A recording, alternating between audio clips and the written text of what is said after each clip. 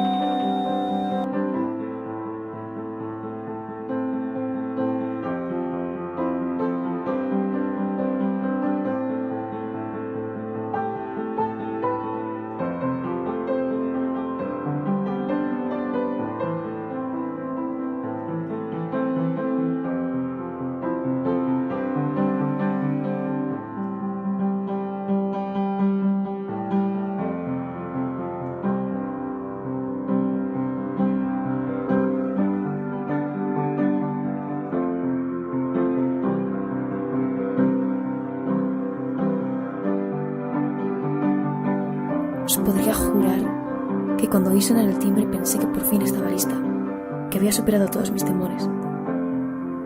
Pero cuando conseguí lanzarme a la piscina, comprendí que tú aún no habías conseguido ser libre.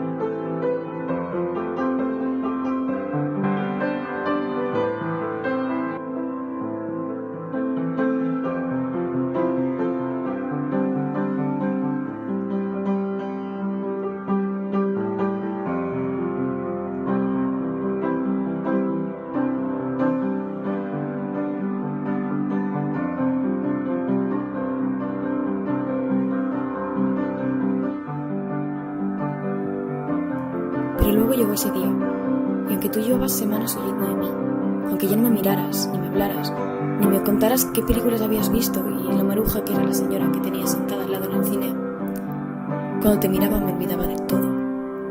Me olvidaba del abismo que suponía el dar un paso al frente y así enfrentarme a todo aquello que llevaba tantísimo tiempo escapándose de mis manos.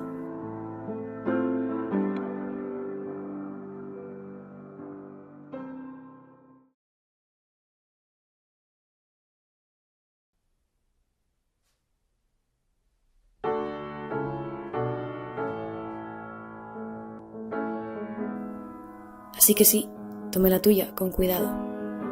La apreté fuerte y la acaricié dulce. Y cuando tú no mirabas, recorría cada centímetro de ti, encontrando detalles en los que pararme. Te miraba con cautela, como si fueras una obra de arte, un objeto frágil al que no podía romper. Te volví a apretar la mano, te miré a los ojos. Y sí, ya sabéis lo que pasó. Raquel, es normal tener miedo a veces. Pero temer ser quien de verdad eres implica no ser tú mismo nunca.